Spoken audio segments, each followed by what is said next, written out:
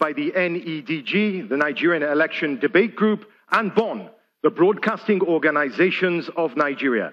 I am your moderator, Mark Shegun Edo, and the debate is live on all BON member channels here in Nigeria and across the globe, as well as on YouTube, Twitter, and other social media platforms. The hashtag is 2019 Debate. Now tonight, you'll witness history as the candidates vie to convince you that they deserve your vote to be the next president of the Federal Republic of Nigeria.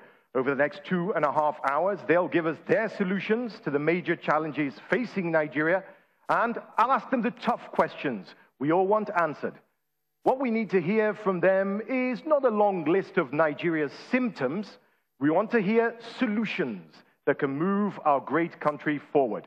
Now, before I bring out our candidates, please give a warm welcome to the Executive Secretary of the NEDG, Mr. Eddie Emesiri.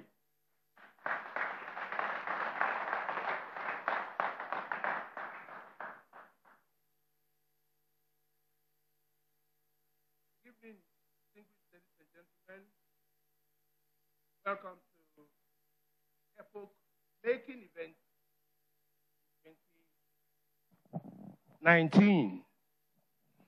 This is another story in the making of our democratic journey and political life.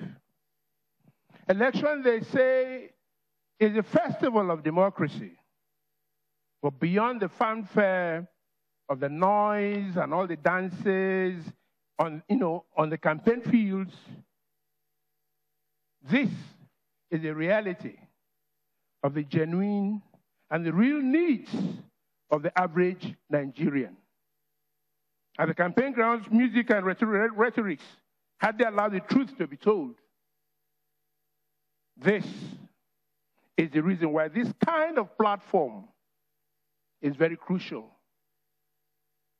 An avenue where the real issues are brought to bear, put on the table. The temperature of the nation is being gauged, while the capacity of those who are seeking the highest office in this land are being tested. Tonight, NEDG and BON has made this happen through the assistance and support of some of our partners. Nigerians, wherever you are watching this event, please pay attention to those who have capacity, because that knowledge will help you to make a decision in about 2 or 3 weeks. There's no more sitting on the fence. Brace up and be counted. The stage is set. The future of Nigeria is now. Welcome again to the 2019 presidential debate. Thank you, ladies and gentlemen. And thank you, Eddie Emesiri, the Secretary of the NEDG. Now, the political parties may agree on many issues, they may disagree on many issues, but there is one thing that we can all agree on. We all hope for a safe and peaceful election next month that are calm, fair, and orderly. Now, our next speaker is working tirelessly to help us achieve that. Please welcome the convener of the Nigerian Civil Society Situation Room, human rights champion, Mr. Clement Nwankwo. Your Excellencies, ladies and gentlemen, we're very delighted to be involved and associated with this debate.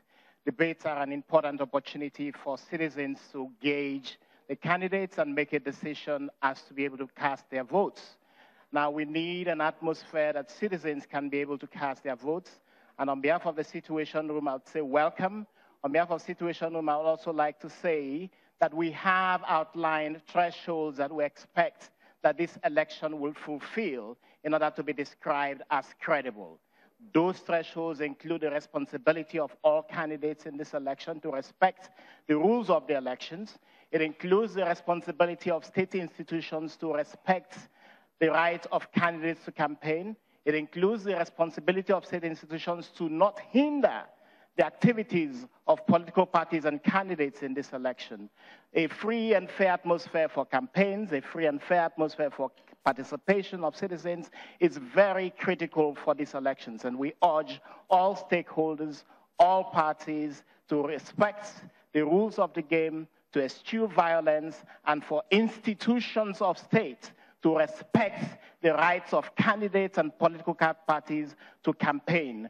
Much more importantly, we are looking towards the Independent National Electoral Commission to ensure that it prepares to conduct a credible election for Nigeria. Citizens are yearning to vote. They want to see their votes count. They want to see their votes counted, and they want to see this reflected in a true and genuine report on the elections. Thank you so very much and welcome. Thank you, Clement Nwankwo. Good words that we should all heed. Now, there are almost 200 million of us Nigerians, so I guess when we clap our hands, we should be making the loudest noise in the world, right? So please give a warm welcome as I bring in the candidates to the stage in alphabetical order. She is a two-time minister, a former World Bank vice president, and co-founder of the Anti-Corruption Coalition, Transparency International, and the Bring Back Our Girls campaign, the presidential candidates for the Allied Congress Party of Nigeria, Obi Ezekwesili.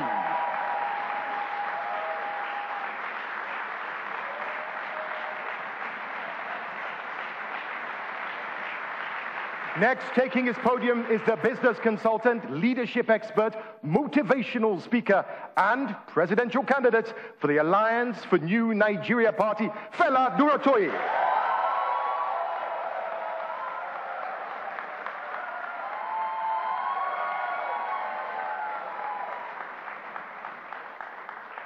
Ladies and gentlemen, our next candidate has been the Vice President of Nigeria.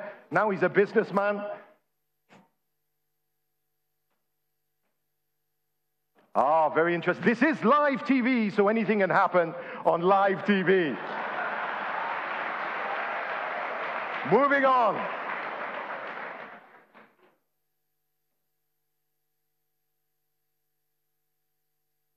Your final candidate is a former Under-Secretary General of the United Nations and a former Deputy Governor of the Central Bank of Nigeria.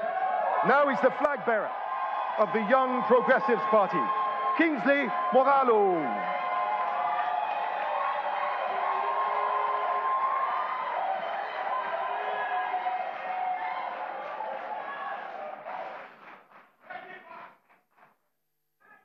Now, candidates, moving on, if you could move up, please. Before we begin the debate, I would like to invite all the candidates. You're standing behind podiums. I'd like to invite you to step forward in front of me, if you may, in the sequence in which you are standing. Come together, please.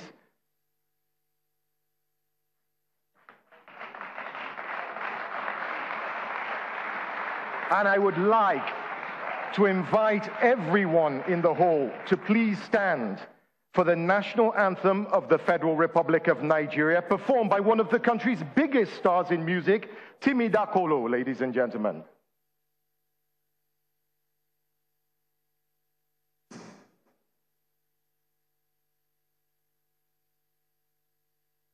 Arise, O compatriot,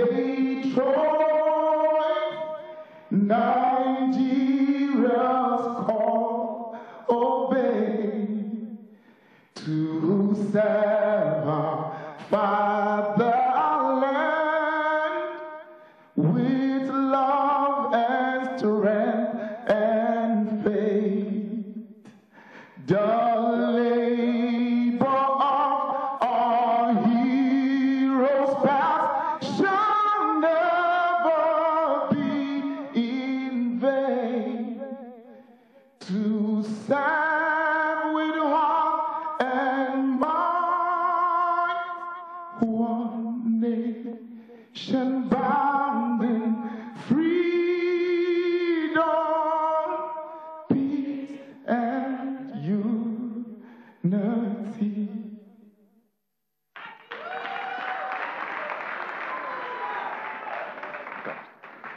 I could ask you to please take your podiums now. Thank you, Timmy Dakolo, for that wonderful rendition of our national anthem.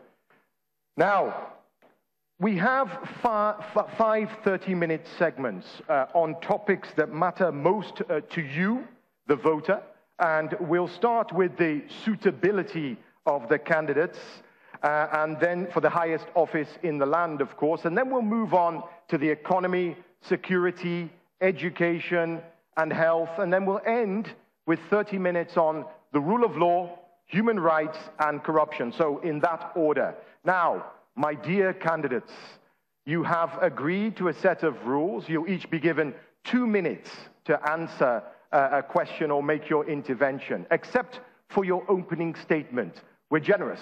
We're going to give you 3 minutes for that. If you are directly referenced in any shape or form by a fellow candidate, you do have the right to reply, a rebuttal, for 1 minute, if time permits, if we have time in the program. Now, I am a firm but fair traffic warden, so I will stop you. I have a clock over there if you exceed your allotted time so that we can stay on schedule. Is that okay? Now, let's begin the first segment of the 2019 presidential debate, where we hear your opening statements, and this is where we explore your suitability for the office of presidency. And I will start now with the candidate on my left from the Young Progressives Party. Sir, you have 3 minutes to tell us why you should be president. Thank you. Thank you, Mark. On the 29th of May, 2019, I will be sworn in as the 8th President of the Federal Republic of Nigeria. With the support and the votes of the Nigerian people. That will happen because I am putting myself forward to serve you, Nigeria and Nigerians. It is time for a different kind of leadership. My government will have a kind of approach to Nigeria's problems that we've never seen before in this country. And that is a foundational approach that addresses the root causes of our challenges. The first of which is, are we a nation, really? Or are we just a country? And as I would argue, a broken one. And so we will come at this problem by first of all defining the foundational philosophy of the Nigerian state, establishing a national ambition around which all of us can unite, that rises above the things that divide us. We will restructure this country constitutionally so that it can actually fulfill its potential. We will establish effective national security. We will work with women as equal partners. They will not just be in the kitchen or the other room, but they will have a seat at the table. We will work with our young people, the youth of this country, as leaders of today, not tomorrow. We will break the backbone of poverty in this country by establishing education and literacy for all citizens of this country, giving them access.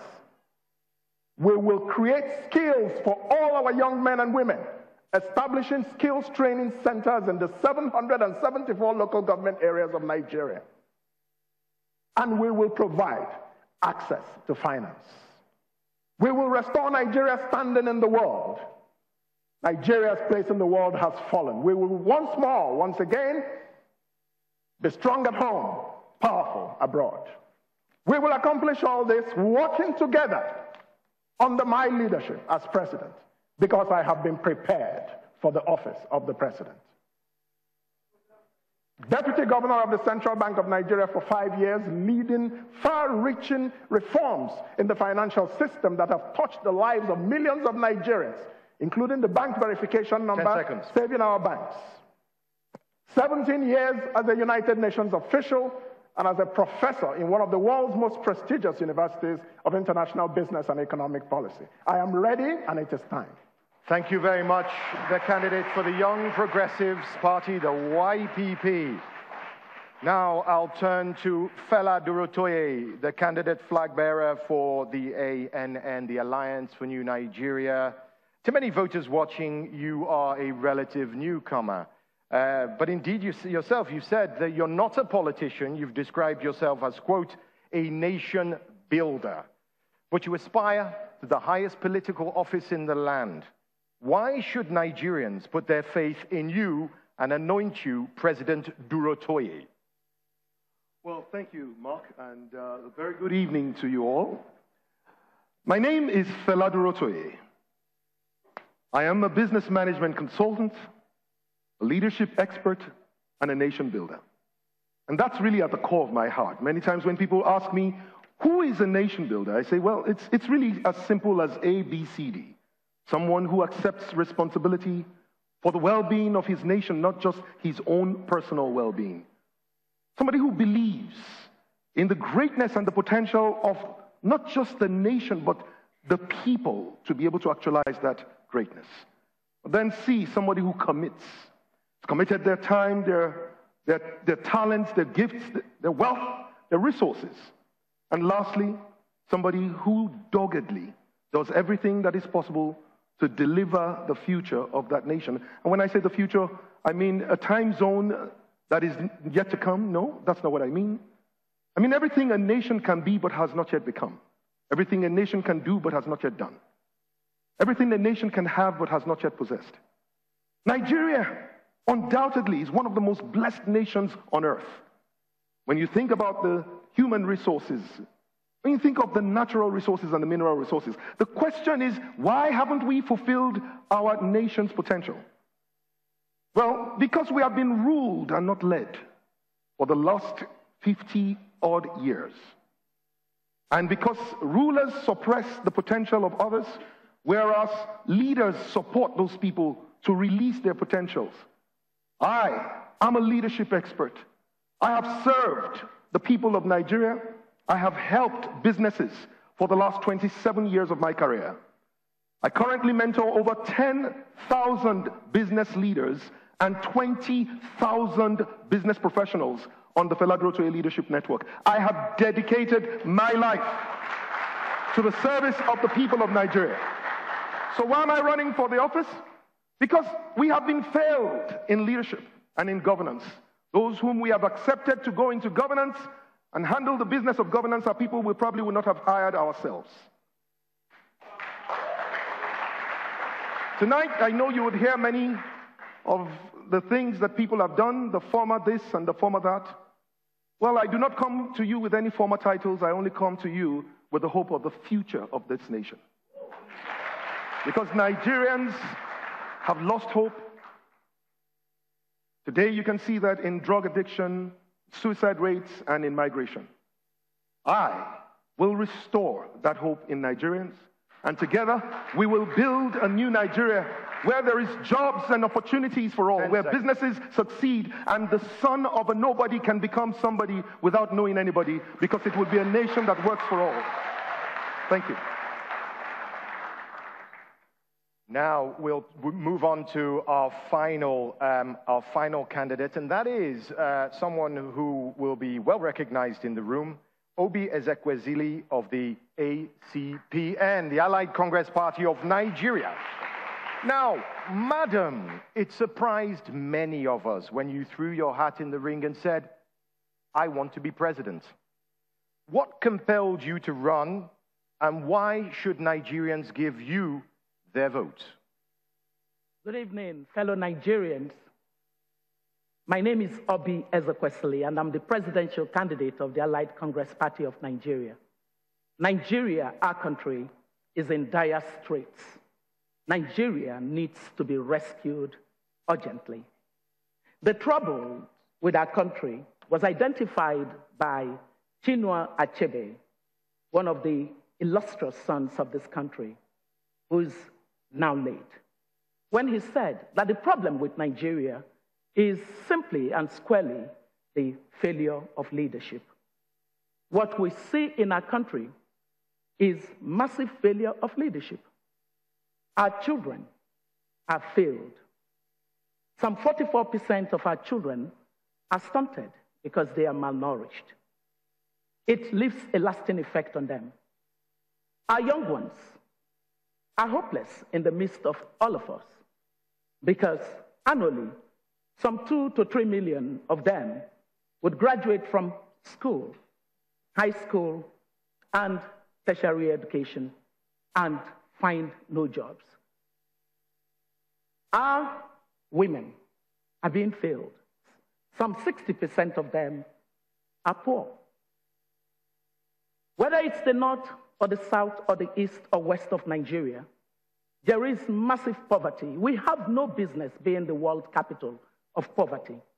It is urgent for us to change the direction of our country. Because it is failure of leadership, it means that our politics is culpable. Our politics has become politics by the politicians, for the politicians, and of the politicians. Many of you know me not to be a politician. However, I have been a technocrat that understood the political context of this country. And it's very clear that except we disrupted the pattern of politics that we have, we will continue to fail, and we must no longer fail our people. That is why I am running for office. I bring with me the track record of being able to fix problems. As a technocrat in government, I had many assignments that I had to fulfill. I served the Nigerian people. In serving the Nigerian people, I was conscious of the fact that it is exactly the opportunities that Nigeria gave me that made me the child of a poor public servant and an enterprising mother to become the person that I have become. I have the capacity, the competency, and the character, direction of leadership that our country deserves.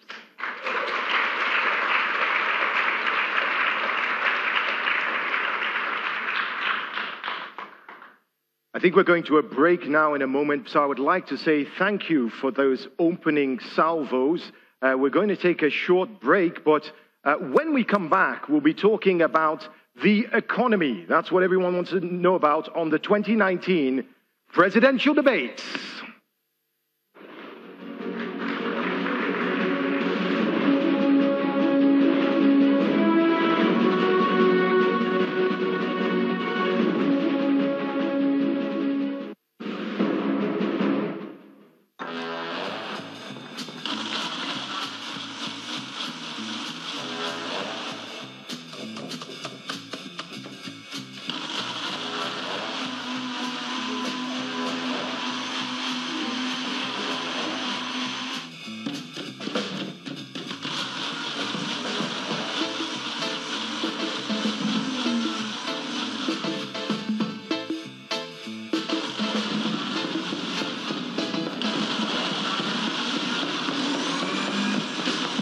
Life evolves. You should too. 3G is great. 4G is better. Buy an Airtel SIM to enjoy double data on Nigeria's widest 4G network.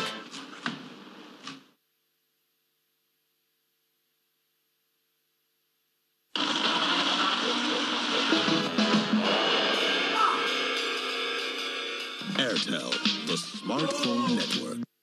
Everybody make we testify, yo. Testify, yo. Brother, sister, make we testify.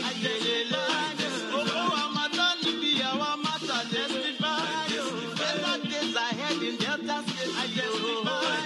Oh yeah, make we go to Goa. Vote the road, the master. Job creation matter. For a stronger Delta. Everybody make we testify, yo. Testify, yo. Brother, sister, make we testify. I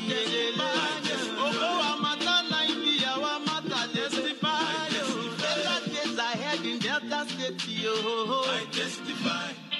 Vote Okowa. Vote for a stronger Delta. PDP! This message is brought to you by Delta State PDP Campaign Organization. Are you giving up already about getting admitted into a reputable university this year? Don't be. Take advantage of the 2018-2019 supplementary admissions into Anchor University, Lagos. Your journey to prominence just gets a boost. At Anchor University, you will experience a tertiary education with a global touch designed to make you the best. Our world-class facilities are manned by proven and well-trained workforce committed to sound training and godly lifestyles. Choose from any of our courses in arts, social sciences, sciences and science education. Be a part of a world-class education. Don't miss out. For registration and inquiries, please visit www.aul.edu.ng or call 0906 122 3042 0905 050 0021. Anchor University. Character, competence, courage.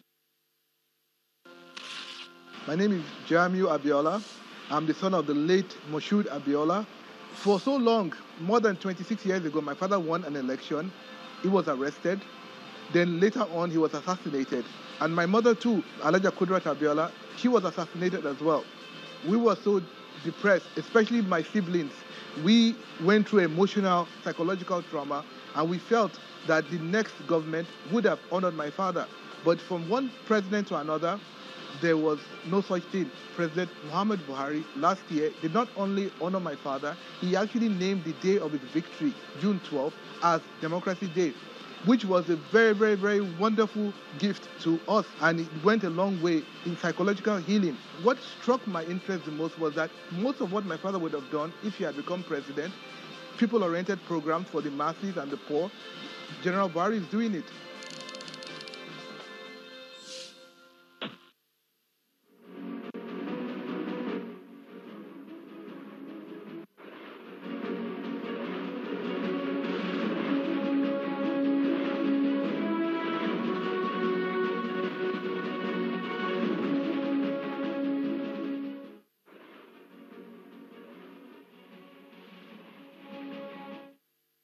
Now, welcome back to the 2019 presidential debate. I have to inform the audience that there was some jeering to my right earlier in our first segment. So I would ask the audience, please first switch off your phones and please don't shout, jeer or cheer.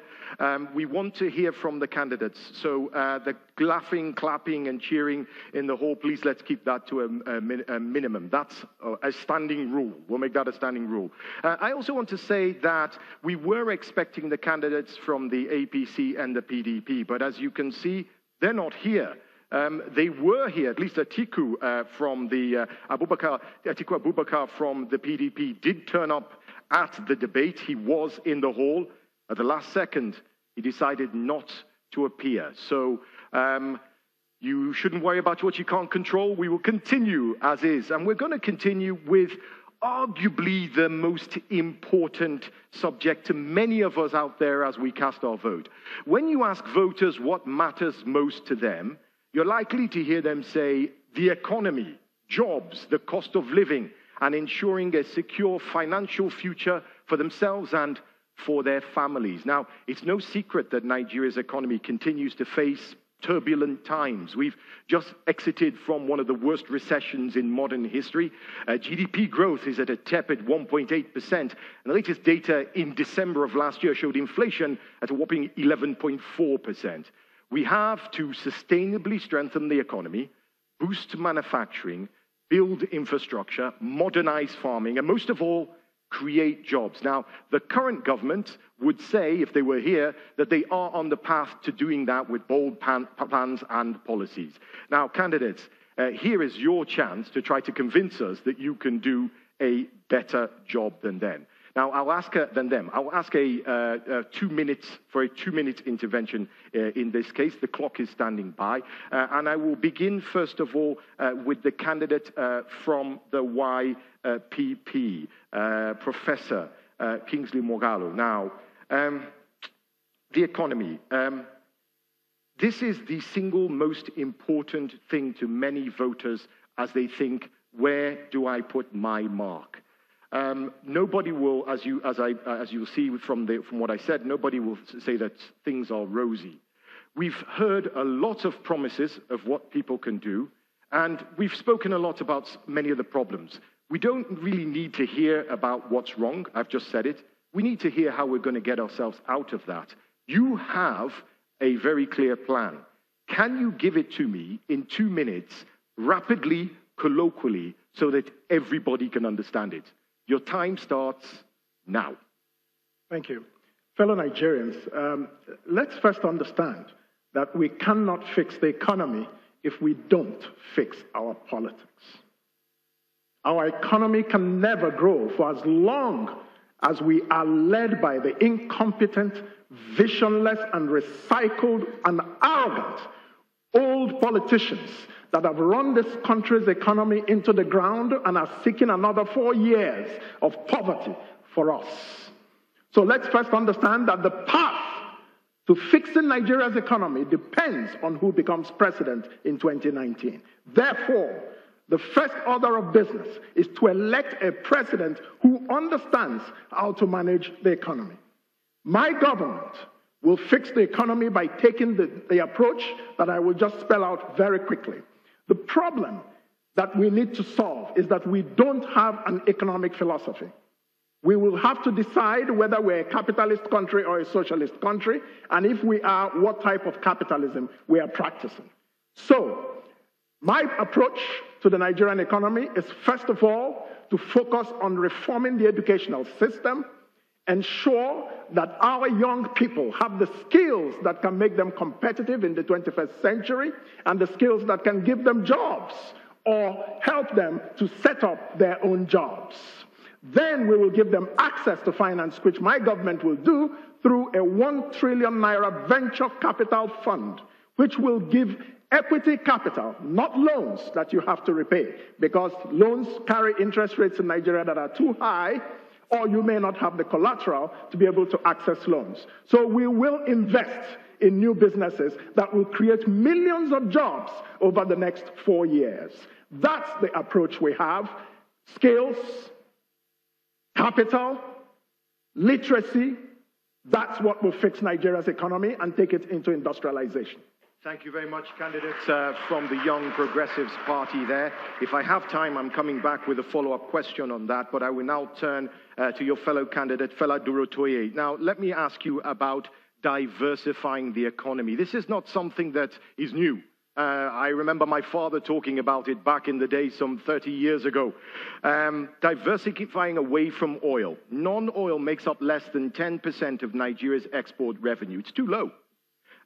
What are your plans to build the non-oil sector in terms of exports and, I guess, in terms of tax receipts? And what are the 3 sectors? Tell us the 3 sectors that you would target in these new engines of growth. Okay, thank you very much, Mark, and to the people of Nigeria listening.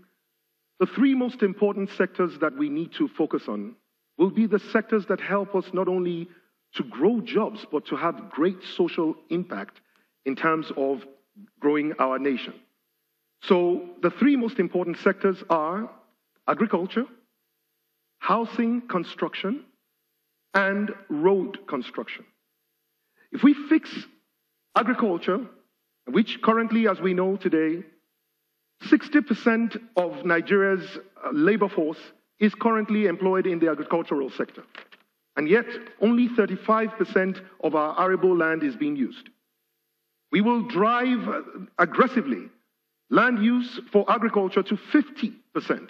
And that will create for us an opportunity to be able to get under 30 million people altogether into the labor force. But that's not all. The infrastructure of this country is completely decayed. And that includes power, roads, and housing. Today, we have 108 million people that are homeless. Today, we have easily a power sector that is really crippling our businesses. So we will ensure that we fix power, we fix roads, and most importantly, we provide housing for our people. Like I said, collectively, this should be able to provide for us 30 million jobs in Nigeria.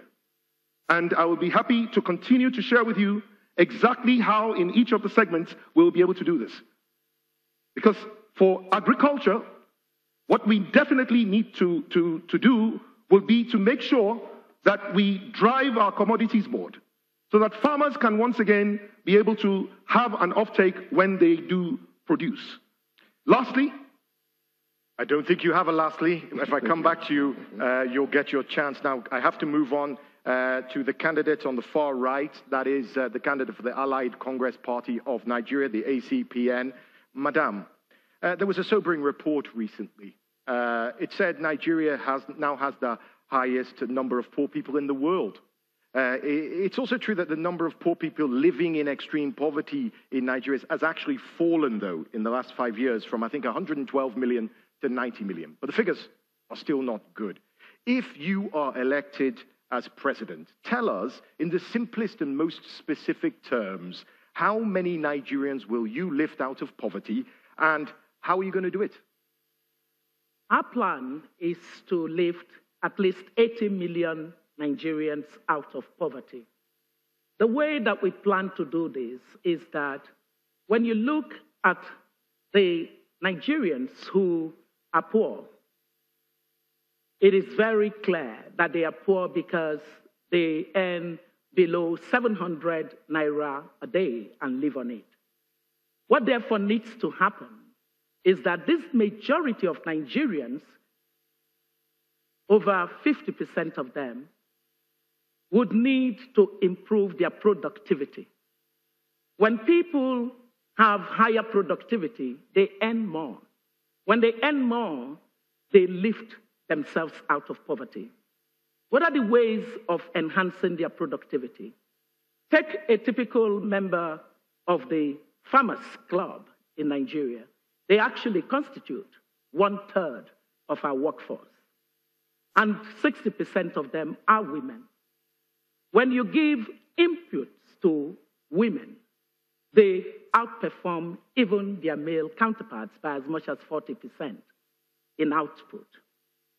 That essentially means that women will be lifted out of poverty enormously. The structure of our economy is such that services constitute 60% of it. The services is not high-end services. It is low productivity services. And so our focus would be on removing the barriers that stand in the way of these operators in the services sector. That would include improvement in policies that target the people in those sectors. It would include removing regulatory barriers that stand in the way of formalization. It would include prioritizing the investments that give public utility for their use. Thank you, Madam. Thank you. I'm going to turn back to Professor Moghalu of the YPP. Now, one big concern is the cost of government, paying for government. Yeah, the amount of Nigeria's budget that goes on recurrent expenditure. That's things like salaries and overheads, compared to capital expenditure, like building infrastructure, I suppose. It's a mathematical equation that needs to change. How would you practically and significantly reduce government spending? Thank you very much. We're going to do that, first of all, by going into a program of recruitment and training and skills in our security sector that will reabsorb a lot of people away from the normal public service, people who are still young, to the police force. We intend to recruit 1.5 million new policemen and women over 4 years. That's one. Number two, we're going to have to retrain and rationalize the federal public service. How do we do this? It's not by kicking people out into the streets or just sacking civil servants. No. It is by having a program that is very clear in terms of helping them to move into more productive engagements in the private sector and retraining those who remain in the civil service to become much more productive. That sounds like it's going to take a long time. No, it won't. No, it won't. Within 2 years, my government will bring the cost of recurrent expenditure down to 50%. What it requires is political will and the ability to do what needs to be done. That's what needs to be done. Our politicians have carried this expenditure because they want to be, quote unquote, popular. They don't want to do the right thing. Okay, as you were speaking, I looked over to my right and I saw Dr. Obi, a look go across her face. I mean, do you think that you have a better plan for reducing the cost of government than what we just heard? But you interrupted my time. I think you only had 2 minutes, right? I think we came to 2 minutes. I apologize. I will keep that 38 seconds in my pocket and give it to you later. Okay. All right. Dr. Obi, please, let's see how do we cut down the government, the mammoth cost of government? Well, I would be starting on a good place, because the famous Steve Oronsaye report that looked into the rationalization of the bureaucracy has made very specific recommendations on the things to do. Some of the existing institutions and bureaucracies or agencies within our bureaucracy actually have no purpose that they serve. And so they have become conduits for bleeding the public treasury. When you deal with those, you're not dealing with a Nigerian who must be catered for. It is illegality that has taken hold, and so you deal with illegality by ending it. Number two is that if you looked at the productivity of our bureaucracy, it does matter that we should find the most competent and put them in leadership position. Today, that is distorted. Most of our bureaucracy ends up being warped in its arrangement. Productivity is not rewarded. It's the lack of it that gets recognized. We will switch that. In doing that, it becomes very clear and evident that any decision you're making on reducing the cost of governance is based on analysis, not merely wanting to get people out. The third thing is that the private sector must lead the economy. Many of the people who are in our public sector, if they found better opportunities in the private sector, they would take it. Most of the employment in our public sector was done by government as a way of pretending that jobs were being created. It's the private sector that creates sustainable jobs, and we will stay with that capacity by doing the right policies to encourage them. Fela Durotoye. No great nation really progresses without a robust tax system. Name me one. It's hard to find one. Nigeria has one of the lowest tax to GDPs in the world. It's around 6%. I mean, compare that to Norway, which is at the top of that list, 60%. They've got the money to build schools. They've got the money to build roads and hospitals. They've got a system that works. How do you intend to get us a system that works and get Nigeria's tax receipts rolling in? Well, thank you, Mark. And this is very clear that people are willing to pay taxes when they get value for the taxes that they pay. And unfortunately, one of the reasons why people are not paying taxes right now is that they not only do not believe that their taxes will be wisely or judicially used, but more importantly, because they have seen the wastage and the corruption that is in the system. Of course, there is also no penalties for tax evasion, as we have seen mostly by those who are the wealthy of this nation. So the four things that we're going to do to be able to ensure that we create value and that increases the amount of income that people are able to get, and of course the tax system, is to say, number one, we must reduce the cost of governance and completely eradicate the wastage in governance, which means starting from the presidency.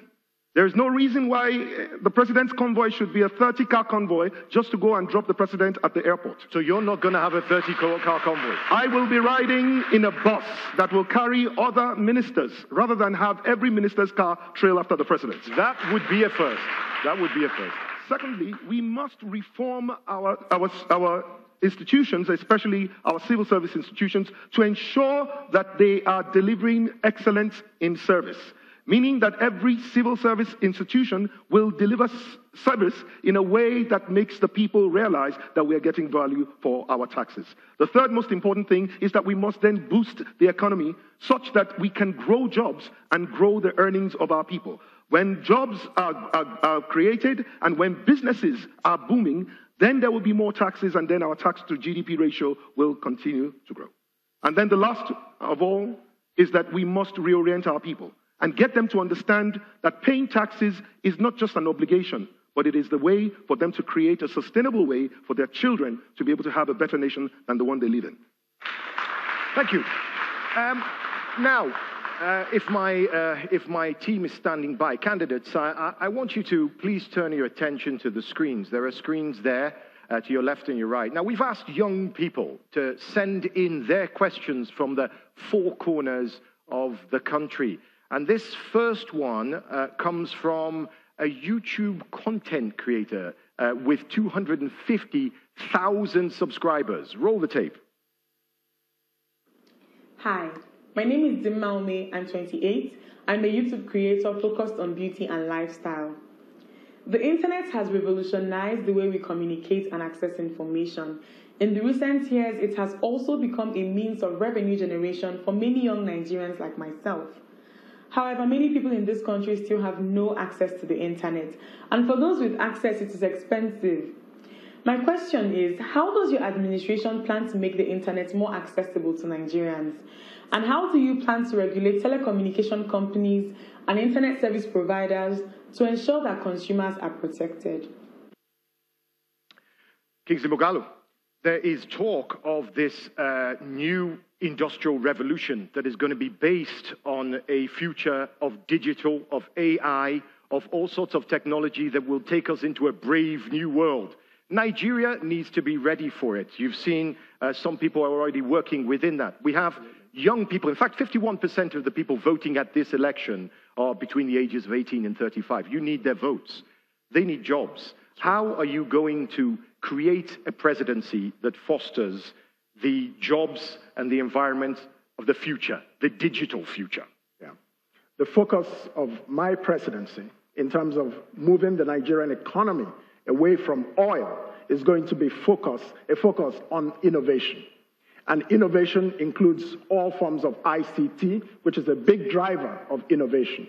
One of the problems that my administration will solve when it comes to ICT is that you find a heavy concentration of ICT in urban areas, but the rural areas of this country have about 53% of our population, and they're not well served by ICT. We will create incentives for businesses, young tech startups, to move closer to the rural areas and bring more members of our population into the digital age. We are going to create a startup nation that is going to prioritize innovation. And there are many companies that are already doing a great job in Nigeria today.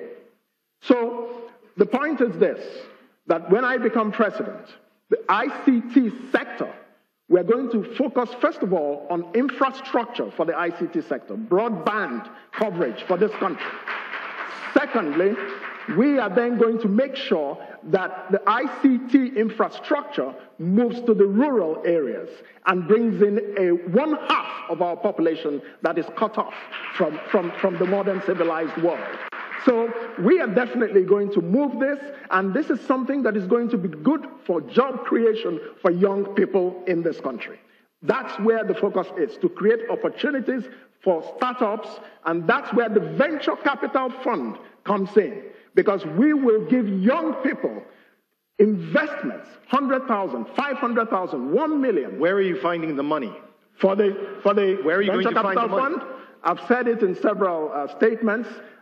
500 billion of it will come from the private sector. It's a public-private partnership. 500 billion will come from the government. So it's a co-investment. And the fund is going to be run by the private sector. It will not be run by the government and become another empire of sleaze, such as we have seen in the present administration. Now, when you say that's the present administration, it makes me think they're not here, the PDP and the APC, the two bigger parties. They're absent here. They're not here, Dr. Obi, they're not here to defend themselves. I guess I want to ask you what your thoughts are on that for 30 seconds. I'm not surprised they're not here.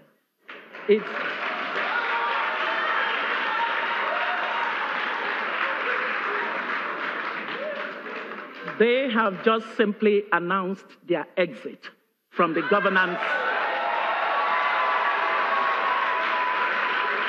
of our country. I think it is important for us to acknowledge that there is a political class that simply needs to fade away from our country.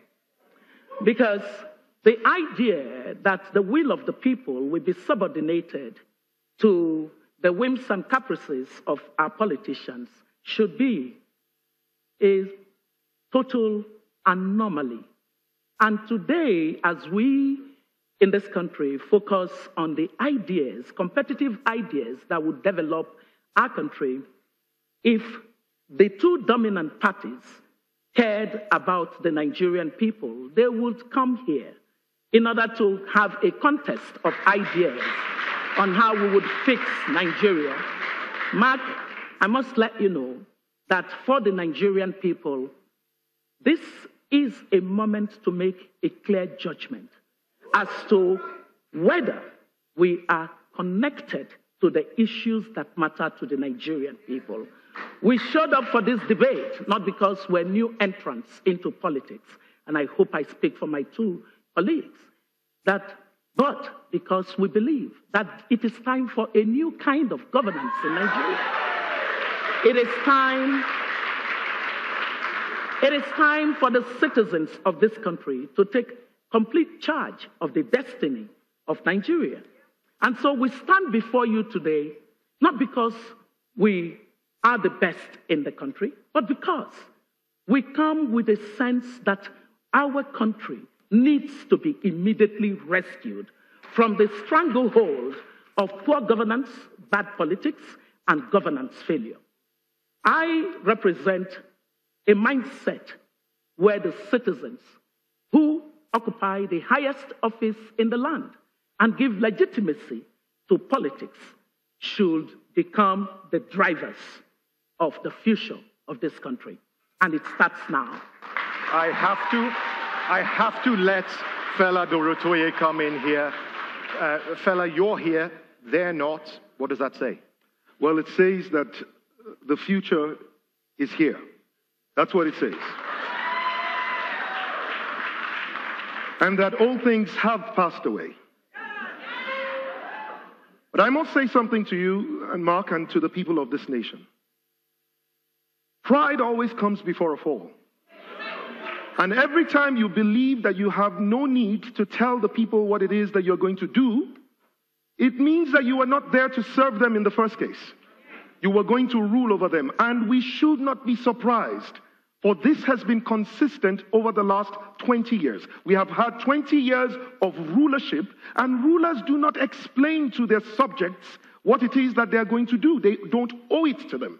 What I think the greatest deceit that we've had to deal with in this nation is that rulers called themselves leaders and make us subjects feel like followers. We are not followers, we are subjects to them. And now it is time to be free. We had had 58 years of independence, but not 58 years of freedom. And now the time has come for us to be free of this bad coin that has two sides that I believe are depicted here. And most importantly, it is time for Nigerians to truly begin to evaluate the things that matter and understand that leadership is about competence, about character. Leadership is truly about people who respect people, people who love the nation, and people who will uphold the law. Now, I believe very strongly that Nigeria has a clear choice to make, and that choice has to be made now. But the evidence of it is here for us to see. It's getting hot in here. It's getting hot in here. Yeah. Young Progressive Party. Yes. Yes. Thank you very much, Mike. Like my two colleagues, I am not at all surprised that the leaders of the APC and the PDP have decided to turn their back on the people of Nigeria and tell them finally that they never amounted to much in their eyes. Now, the reason they are not here, there are two reasons. One is arrogance. They believe that the people of Nigeria have no voice and no choice. That you will always come back to them. They believe that you cannot move away from them. They believe they've trapped you. They've kept you in bondage. They've kept you in bondage for far too long, and it is now time for us to send them a message. The second reason they are not here is because they cannot answer the questions. Very simple, very straightforward. They belong to the old class of recycled politicians who want to come to power with a sense of entitlement, but not a record of performance. They want to come to power with a sense of money and power, but not a record of service to the people of Nigeria. They cannot answer the intricate questions of the economy, the intricate questions of nation building. They cannot answer even the questions of security that some of them rode to power on as former people in uniform. And yet we see our country far less secure than it has ever been. So it is a record of failure on both sides. The APC and the PDP, one is a kettle, one is a pot. And they call each other black.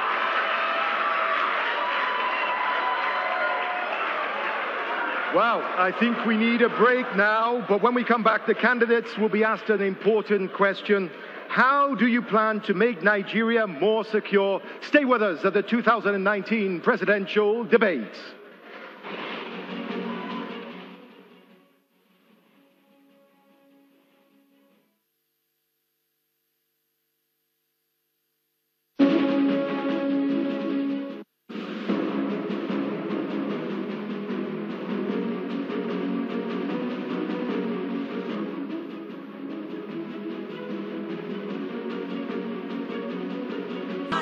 For Lagos State, people they say Buhari kind chala. Hausa people where the Lagos State they say Buhari muke South people where the Lagos State they shout Buhari we want to. Come here when the Lagosians they say oh Buhari we want. People of Lagos don't agree say that only President Muhammadu Buhari go fit to continue with the good work wey dey shele for our country for 3 years now. Now the man wey don begin repair our country Nigeria from the bad way it be before when them spoil am with the corruption and thief. People of Lagos State, our country don't better, so it could make we all support and vote. Buhari for Lagos State, people they say Buhari kind chala. Hausa people where the Lagos State they say Buhari muke South people where the Lagos State they shout Buhari we want to. Come here when the Lagosians they say oh Buhari we want. People of Lagos. Intelligence. How do we do that? We will go to the people and try to win their hearts and minds and ask them to collaborate with the government, the military, the security agencies. Give us intelligence. We will work with neighboring countries to improve the cross-border intelligence sharing because it is the failure of that is driving Boko Haram. We will also create the economic opportunity that is feeding insurgency and terrorism in Nigeria. The lack of economic opportunity in the Northeast. Nigeria is the poverty capital of the world today, and the Northeast is the poverty capital of Nigeria. We must do something about it, and my government is going to do that. Finally, I want to say, and many people may not know, that one of the things that is feeding corruption in the military in fighting Boko Haram, many years ago, the Nigerian government entered into agreements with various countries for the production and supply of military hardware. Today, this country has bypassed those agreements and has begun and has for years been using private agents to procure military hardware. Military hardware of doubtful quality, military hardware of doubtful viability. And this is one of the reasons that our soldiers are not well equipped in the battlefield. My government will put a stop to the corruption in the military. Fela Dorotoye, Alliance for New Nigeria, what are you going to do on security? Well, first and foremost, we must ensure that the institutions, the security agencies, are strengthened. And to strengthen those institutions, they must be properly led. Which means that you have to make sure, and we will ensure that the leadership of the police and the civil defense corps, the leadership of the army, the navy, and all of the armed forces are based not on nepotism, not on friend or man no man, as we say sometimes in Nigeria. It will be based on performance, and the brightest and the best will be selected amongst the people and promoted to lead the rest so that they can provide for them role model leadership. The second and the most important thing is that we must also make sure that our forces are motivated. And nothing demotivates the military or any of the security forces more than not having the proper equipment to be able to do the work that they have been trained to do. The third is that we must train our people. And of course, we must also enhance their morale by making sure that we treat them well while they're alive, and even should they fall in the course and the service of their nation, that they see how we treat, or those who are alive see how we treat those who have fallen. And most importantly, we must ensure that security and intelligence must be integrated in a way with the communities so that the communities feel a sense of ownership of the security and understand that they must work together to provide that information to the security agencies. Most importantly, and I think this is the last, we must work on what we call the ideology. The ideology that is currently feeding the insurgency must be tackled and addressed before it is that they get there. Thank you. Thank you, Fela Dorotoye of the ANN. Now I move to your left, to your fellow candidate of the ACPN. What, Madame, are you going to do differently from what you heard your fellow candidates do on security so that we can sleep easier at night? So number one is to send a very sharp signal that there is a new sheriff in town. Today, those who commit savagery know that there is no consequence. And whenever there is no consequence to criminality, it mushrooms. There is huge supply of bad behavior, savagery in our country because there has not been any judicial process that has led to the conviction of anyone that has killed a fellow Nigerian. Number two, we would set up instantly a SWAT team made up of the best quality brains that we can find, because we must rapidly respond to what currently exists. We want that SWAT team to make it clear that our territory will not be a conducive environment to live in and attack our country and people. Number three, the accumulation of intelligence is going to be based on the knowledge that with technology, there is now the possibility to get intelligence at a lower cost than used to be the case. And so global collaboration in that process, as well as continental collaboration, will drive our low-cost approach at intelligence gathering.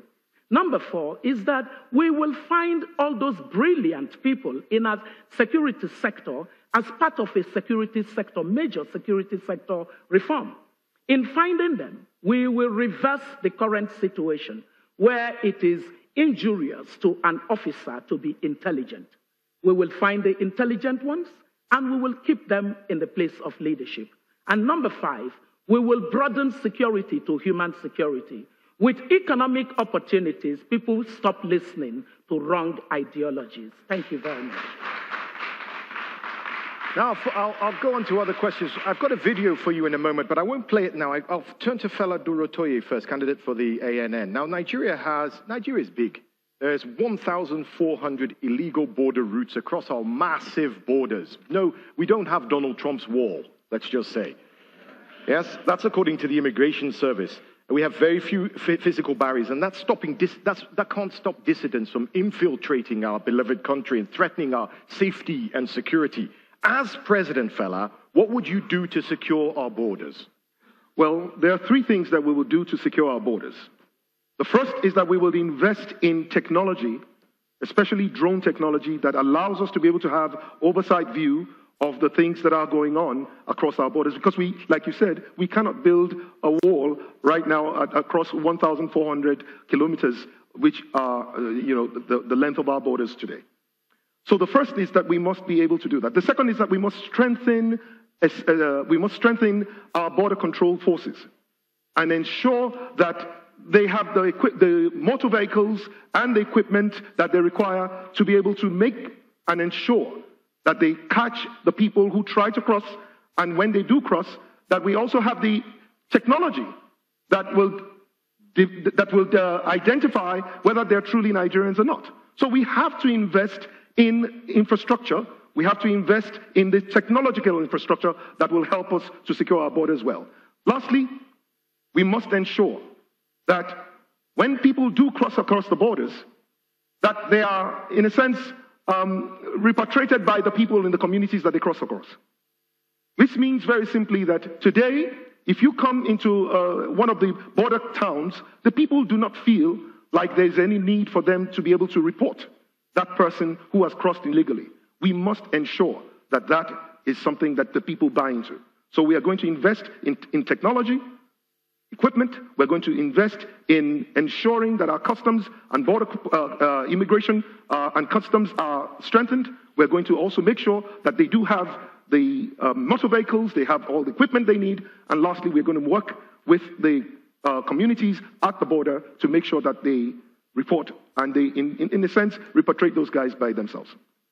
Thank you. I'll turn now to the left, to the YPP candidate. We've talked about insecurity in the Northeast and also in the Middle Belt that was mentioned, but kidnapping is a serious menace engulfing Nigeria with terrible results that are destroying lives and families. I even read a story recently about a tenant that kidnapped their landlord and used the ransom to pay the rent. Can you imagine? Yes? It's ludicrous and it's dangerous. What would you do to discourage some Nigerian youths from taking up this dangerous profession? Well, thank you for the question. It's amusing, but it's a very serious issue. Because we know that many Nigerians have used kidnapping as extortion. That's quite clear from the stories we've heard. I have talked about the breakdown of national security in this country. And the first place to begin is with the police force. Nigeria does not have a police force in any reality that is close to anything we know in the civilized world. So my government will invest heavily in creating a 21st century police force. We will recruit, we will equip, we will train with specialization, because in today's police, any police officer can do anything. Some are in the administrative card, some tomorrow they're in the traffic, waiting you carry your guy. There are all kinds of things. There's no specialization. So we will make sure that we build a 21st century police force, and the equipment is important for kidnapping, because even now, they do try to trace kidnappers, but they don't try enough, because the whole police is just not properly organized. So we need a modern police force to bring kidnapping down. We have 175 policemen today to 100,000 Nigerians. That's very low. The United Nations requirement is 300 policemen to 100,000 citizens. Some will argue 400 policemen to 100,000 citizens. And in Nigeria, where we have such a huge security issue, both internally, at our borders, and with terrorism, there is no more important investment than investing in the security of our lives and our property with a police force that can check kidnapping like any modern police force anywhere in the world. Thank you very much for that intervention. Now, I mentioned the youth losing the way. Candidates, please turn your attention to the screens once again on each side of me here. This question is from a law student in Kano. Roll the tape. My name is Aminat Bakari. I'm 20 years old. Dear aspirants, majorities of youth like me are out there unemployed and starving. Now my question is, what is your plan to operationalize the youth labor policy in order to increase the number of young people that are engaged in the labor world? Very important but simple question. We've got a population of 200 million people and growing, and Nigeria has an alarming rate of unemployed youths that will become a security threat to Nigeria. As they say, devil finds work for idle hands to do. Highlight some of the things that could help someone like that who says, what can you do in the education field to avoid people falling into all this? I'll go to the candidate from ACPN for this first. It's a very important problem to tackle. and that there's a sense of urgency about it. The latest NBS report on youth unemployment shows that some 29.7% young people are unemployed. Some 25.7% of them are underemployed. So you're talking of 55% of the youthful segment of our society being in a state of lack of opportunity. And it's always about employability and employment opportunity. Employability speaks to the lack of skills that are relevant to the economy. And that requires innovating in education. A key thing that we have as our agenda is get a skill. It targets young people and works with the private sector to be the owners of programs that develop skills in the different sectors that are viable in the economy. It also focuses on, a second focus is, of course, the curriculum, even in the tertiary and secondary institutions, to make them dynamic and targeted toward employability. We also focus on teacher quality issues. If teachers do not have the skills to train the right kind of people, they would train people that the employment market would reject. On employment opportunities, we must grow the economy beyond 1.8%. It requires massive deregulation and opening up of sectors that are currently closed to the private sector. It also requires a focus on small businesses, because in other societies, they make up as much as 75% of the job opportunities. The way out for our youth is jobs, jobs, and more jobs. Jobs, jobs, and more jobs, says the candidate from the ACPN. Candidate for the ANN, that law student in Kano there was specifically talking about policies for labor as well. What policies would you put in, labor policies, that would improve the lot for youths in the future when it comes to employment? Okay. Thank you, Mark, and thank you everyone that's listening. First thing I would like to say is that today our current educational system is preparing our youth for certification, not for occupation, which means that most of the skills and mindset, the value system that is required to succeed in the marketplace and in the professional world are not even being taught in school. So I'll give you a very practical example. Today, if you want to get a job in a bank, even after passing the aptitude test, the banks are going to ensure that you go through about 10 weeks of training just to get you ready to be integrated into the banking system within their organization. The question is, why would you have to take a graduate of banking and finance who has spent 4 years in school and retrain that person for 10 weeks just to be able to make that person ready? Because throughout their 4 years in school, they were being prepared for a certificate, not for a job in a bank. What we want to do, and we will do and deliver, is to make sure that we get the users of what I call the private sector and the market, will get them involved in curriculum development, so that it is the banks that will determine what it is that you learn in school, so that by the time you're done in school, you are ready and fit for employment. This is the first and most important thing that we have to do to get that integration going. The second most important thing is we have to give the right values. And today, leadership, the values of excellence, work ethics are not being taught in school. And yet, people are hired for their technical competencies and fired for their behavioral deficiencies. And so they need to be prepared in terms of values. So we will integrate values deeply into the curriculum of our economy, of our schools, and that is how we're going to make sure that the students are ready for the labor market. Thank you very much. Now, we're going to talk about education in the next section, so I'm going to hold off on asking you to react to that video, candidate for the YPP, and actually go to a specific challenge we have, which I mentioned in my intro, and that is when you lay your hand on the Bible, if you lay your hand on the Bible or the Quran, and you're swearing to uphold the indivisibility and territorial integrity of our nation, it's a #1 priority for you if you do become the president. Now, considering the agitation in the East, where you're from, with a breakaway republic of Biafra. This has got everyone's head scratching. What would you do to deal with that situation? For example, would you call for a referendum? The first thing that the YPP presidency will do is to make every Nigerian feel a Nigerian.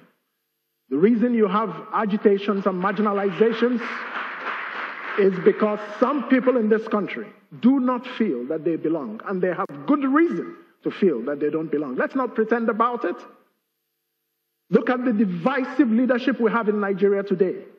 Almost 99% of the heads of the security agencies of this country come from one part of the country and one religion. Why would people in some other parts not feel that, well, if you don't think we're somebody, well, maybe we should go somewhere else? So let's address problems at their root. I began by saying that my presidency will be foundational. And the way to address this is two things. One, a constitutional restructuring of the Federal Republic of Nigeria so that different parts of this country can develop at their own pace, and we are all not choked by Abuja-centric politics. The second thing that we must do, and when I become president, this is what will happen, is that we will practice inclusive governance, but based on merit. No part of Nigeria in my presidency will complain about marginalization, because everybody in Sokoto, in Ibadan, in Nnewi, in Benue will see themselves represented in my government by their best, not by their worst. Thank you. From the YPP candidate there. Stay with us as we take a quick break. When we come back, we'll be drilling down and we'll be asking the candidates solutions for education and healthcare. This is the 2019 presidential debates.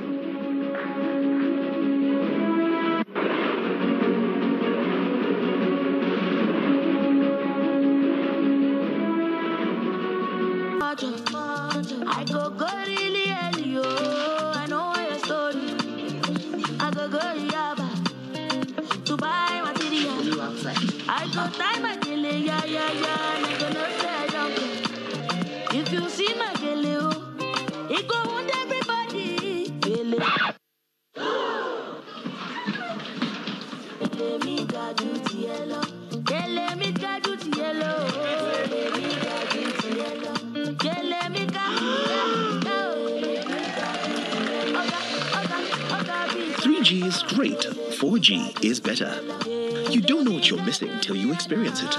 Upgrade to a 4G device and SIM, SMS GET to 141 to enjoy double data on Nigeria's widest 4G network. Airtel, the smartphone network. Welcome back to the 2019 presidential debates. The next segment will be divided into two topics: education and health. Very important topics. And this time, let's turn this around a little bit, and I'm going to go right to left. I'm going to be radical and start with the Allied Congress Party of Nigeria, because you indeed were an education minister in a previous administration here in Nigeria, and you're still an educator and passionate about it. Now, you've been quoted on this campaign as promising that education will become our new oil and our new gold. That's direct, that's what you said. Easily said, very difficult to do. Would you agree that Nigeria's booming population needs better education? And if so, what are your policies for delivering on that promise? Education has always been known as the pathway to human progress. Economic and social mobility is possible through education. That's why the child of the poor can quickly rise up to middle class, upper middle class, and upper class, as the case may be.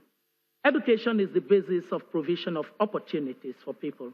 And so one of the things we've learned is that early child care education is now paramount for giving people a leg up. In today's Nigeria, more than 65% of the children of the poor do not have that kind of access.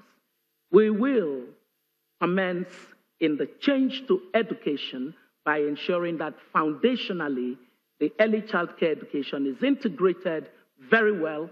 We worked on that policy when I was Minister of Education into what we offer the Nigerian people. Second part of it is that the basic education, secondary education, and tertiary education all require comprehensive reforms. The key reforms would be curricular around the 3 steps. But we would also focus on technical and innovation education, for which we put a certification arrangement within the Nigerian educational diploma and degrees. And number 3 is that teacher quality is at the heart of how effective the education system becomes. Some reasonable number of our teachers are okay, but majority of our teachers, numbering more than perhaps 50%, still have just a TC2 and are in the classroom. We must modernize teaching.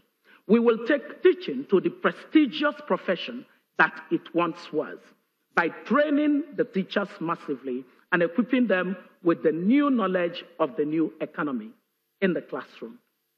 Thank you. Thank you.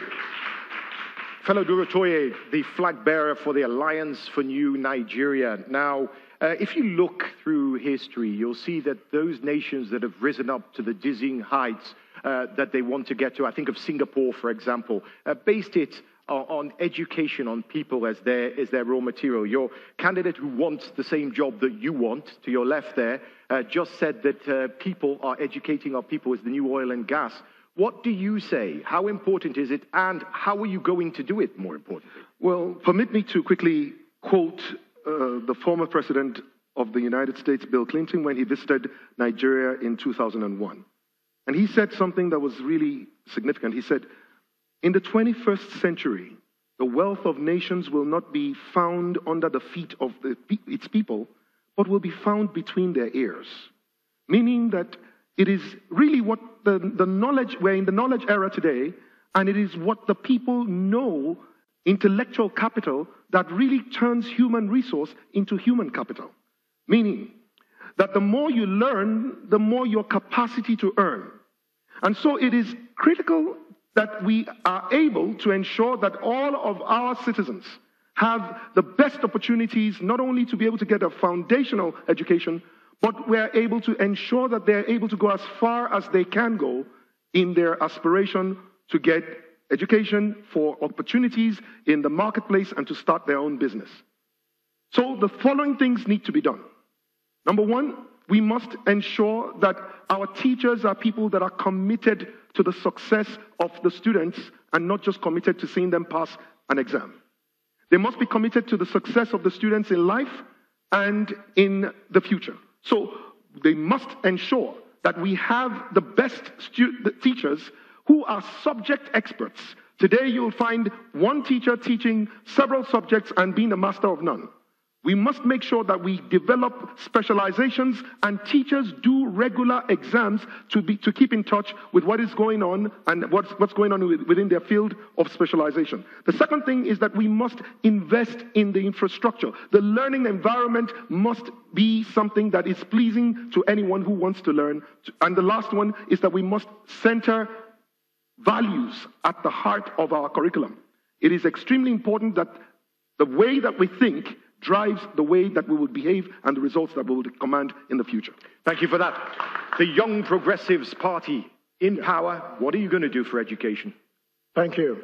The YPP has a very, very strong attachment to education, and I happen to be a professor myself, so I have very practical experience in this area. The first thing that our government will do is that we will bring to education the political will to make it the priority, because the progress of Nigeria rises or falls on the strength of our educational system. Today, education is about 7% of our budget. In my presidency, we will begin the first budget of 2020 with not less than 20% of it devoted to education. Now, that's not enough, because you can throw money at problems and it doesn't solve the problem. The budget, 80% of the education budget is on recurrent expenditure. And that is what we're going to move away from. So we will invest in teacher training. We will retrain and recertify Nigeria's teachers at primary school level, at secondary school level especially. We will invest in curriculum reform, moving learning. 60 to 70% of the curriculum will have to move towards technology, vocational skills, and entrepreneurship. Every young man or woman coming out of an educational system in Nigeria must know how to be able to run a business, because that is how the jobs of the future are created. We will reform pedagogy, that is to say how children learn. As a professor, 60% of my class work, in terms of the grading, 60% is based on your original research. And I taught students from over 30 countries, and these are the most powerful countries in the world. So we will invest in how our children learn so that they don't just, cram and regurgitate for exams. Then we will invest in educational infrastructure, and finally, I will end ASU strikes in Nigeria. Now, take a look again at the screens on the left and the right candidates. You may recognize this bright young girl in the next video. She has 3.4 million subscribers on YouTube, and she has a question on education. Roll the tape. My name is Emmanuel Samuel. I am 8 years old, and I am a YouTube video creator. We all know that education is very important, especially child education. However, the quality of education in our government school is getting poor every day. And that's why parents now put their children in private schools. And we all know that not every child can go to private school because their school fees are very expensive. Now, my question is, how will your administration improve teachers' training and improve the quality of education in our government schools so that every child can have access to good education? An 8-year-old from the mouth of babes there. Not everybody can go to private schools. Not everybody can afford it. And it actually has a tremendous impact and stress on households that has a really big impact. Government versus private. She says government is going downhill. You want to be at the head of government. From the ACPN, what are you going to do to answer her questions? So I would start by saying that the public schools are the basis of lifting people out of poverty. And since our flagship agenda is to lift 80 million Nigerians out of poverty, the education of the poor in the public school, because they are the ones left behind there, will be paramount for us. And so the first thing is to identify the learning outcomes that are missing in the school system today, and to fix that. To fix learning outcome, it goes to the heart of the quality of the teachers. The quality of the teachers is dependent on the kind of training that teachers get. When I was Minister of Education, we began to work on this and did accelerated program to upgrade the skills of teachers through colleges of education and the Nigerian Teachers Institute. We'll continue. We will also give greater power to the Teachers Regulatory Council to be able to regulate the teaching profession, to bring prestige and dynamism to it. We would also work on the matter of the remuneration of the teaching profession. One of the key things that we would focus on is housing all teachers. Housing all teachers. It's a program that the private sector already indicated significant interest in. Then we would focus on the curriculum issues. One of the major problems with curriculum is how dynamic it changes. And so for public education, it is critical that the private sector involvement enables us to see how critical reasoning and creativity, as well as entrepreneurship, already begin at the level of primary education. We will finally, and I think I'll stop there. Because Thank you very much. Thank you for respecting the time. This is a very passionate subject, and there are voters out there that really want to know. I personally, this will influence my vote. I am a product of the Jakonde school education system in Lagos, Nigeria, in both primary and secondary. And now I'm moderating the 2019 presidential debate. You can be anything, but those schools, those children today in those same schools need support. They need to have the opportunities. As president, what will you do for them? So let me just once again reaffirm, even as you did, that I also went to a public school. I went to staff school on the University of Ife campus and went to Moremi High School. And this was at a time in our nation's life where things worked, and everyone, regardless of whether you were, rich or poor, public schools worked for all, because that was what the governance was all about, creating opportunities for all. And that is exactly what it is that the Alliance for New Nigeria party-led government is promising. Opportunities for all, to fix education and make sure that we are back to that point where everyone who goes through a public school is able to be prepared enough for success in life. Now, to make sure that this happens, we have to understand, why are people not coming to school? Well, many of them are not coming to school in part because their parents can't even afford the transportation that gets the children to school. And so one of the things that we are doing, and we have as a program, is what we are talking about, working with public bus system and ensuring that we have a free transport system for children to schools and from schools back to their bus stops closest to their homes. Secondly, we are also going to ensure that we use the existing systems as best as possible to ensure that after-school programs are going to be strengthened. How much? Are you speaking? No, go ahead. Okay.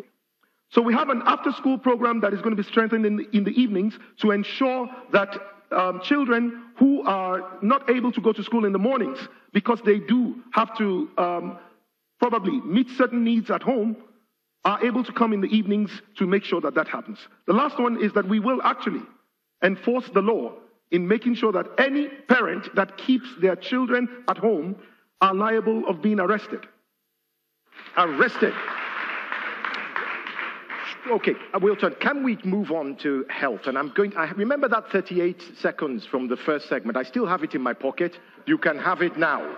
So can I comment on education and then health? Very quickly, okay. And then I want to give you enough time. Very quickly, when I say that I will be the education president of Nigeria, the YPP is committed, and my government will make secondary school education free in this country. Now, a lot about making our public schools better is about the fact that we are not investing in the public schools. It's what you put in that you get out. So we will invest very heavily in the public school system of this country. I am a product of public school systems. I went to Eziama High School in Aba, Government College Umuahia, and the Federal Government College Enugu, and the University of Nigeria. So I have gone through these schools, and they have also made me what I became. They are worthy of our priority. They are worthy of our investment. And we're going to put public schools back to such a standard that a lot of private schools in this country are going to have to look for a new business model. Okay, now I'm going to ask you health.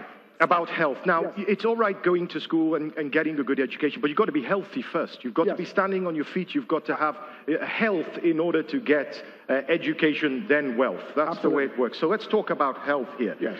If you looked at the statistics and where Nigeria stands on many indexes when it comes to health, we don't do well on a lot of them. I think of child mortality, for example. Yes. Health is a big problem when you've got a booming population like ours. As president, what will you do to right that ship? My government will address the challenge of healthcare, first of all, by focusing on the quality of the healthcare provision in Nigeria. That's one. Two, access to healthcare. We will ensure universal health coverage.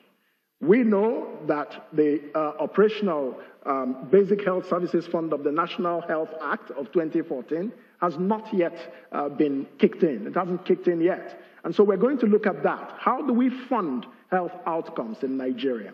For one, the budget for health is 3% of our budget. We will move it to 15%. In accordance with the Abuja agreement of all African countries, it was done in Abuja here. In 2001, I believe, they met and agreed, but our government has never kept to an agreement it signed and which was signed in its capital. So we will be investing a lot. One, we will make sure that each of the 6 geopolitical zones in this country has a world-class hospital. We must save the $1 billion that is lost in this country every year to medical tourism. And that medical tourism begins with some of the people who are not here. Some of them are the biggest medical tourists. 11 billion naira was budgeted for the Aso Rock Clinic over 3 years. That is more than the 6.7 billion that was budgeted for all the teaching hospitals in this country. And yet, in the Aso Rock Clinic, there are no syringes. And how do we know that? From the First Lady, a major user of that clinic. So the government is just not investing in public health. And my government will bring the necessary investments and prioritize as well primary health care. Thank you, sir. Okay. Madam Mubi, you need to be healthy before you're educated, as I say. You heard a very clear vision for that. What's your vision when it comes to health?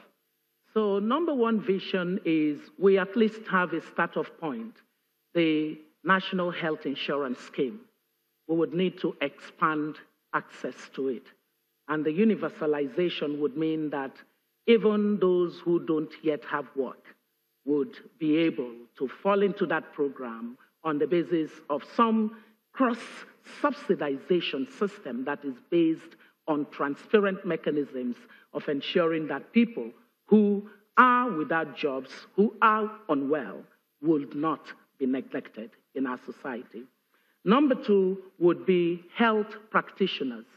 It is difficult for Nigeria and most of African countries to retain expert health people because the incentives are simply not there. And so we would look into the challenges of keeping our health professionals at home and servicing the needs of our health system. Number three is that we will in fact look at health as a system. You cannot solve one part of it and ignore the other part. And so primary health care, secondary health care, and tertiary health care would operate on the basis of a value chain approach at tackling the challenges of access to health. Number four is that health outcomes have focused often on some of the disease burdens that actually impact our productivity. And so we will begin to connect health and well-being to economic productivity. We would work with the private sector to enlighten that knowledge of the connection between healthy well-being and productivity and incentivize through tax that opportunity for people to be given the best health care possible in the country. Thank you very much. Okay, the Alliance for New Nigeria, health is wealth for Nigeria. How are you as president going to achieve that?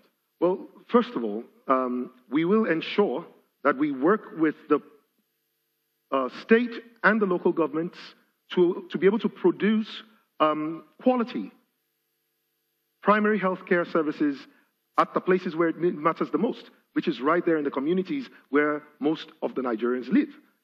And this is very important because about 90% of the cases that eventually come into secondary and tertiary healthcare institutions could have been solved at a point in time when it was a primary healthcare issue.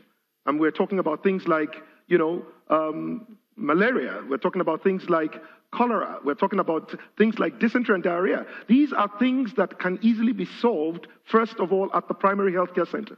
And of course, you can even take things like high blood pressure, which if we had the equipment at the primary healthcare center, it would have stemmed the possibility of it becoming a stroke, which has to then become something that you refer to the secondary and tertiary healthcare centers. So we've got to strengthen the primary healthcare center, and since that is within the purview of the local government, but everyone in the local government is still a Nigerian, therefore it is my responsibility also, and the responsibility of the federal government, to ensure that every Nigerian is healthy. Second thing that we've got to do is to make sure that everyone above the age of 60 is going to get free health care, and everyone below the age of 5 is going to get free health care, including pregnant women also. Again, this is very important because these are the people who have served and given of themselves, and in the times when they have to be, there should be a return on their service, then this is one of the things that has to happen. The last thing I'm going to quickly talk about is the fact that we must ensure that we have health practitioners as opposed to medical doctors at the primary health care level.